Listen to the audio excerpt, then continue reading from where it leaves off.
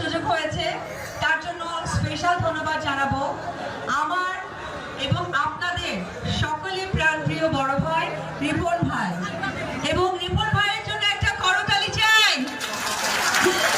রিপন ভাই আপনাদেরকে সেবা করতে চাই, আমি চাইবো সেই সেবার সুযোগ আপনারাই করিয়ে দিবেন। আপনারা জানেন তো আমি বগুড়ার মেয়ে,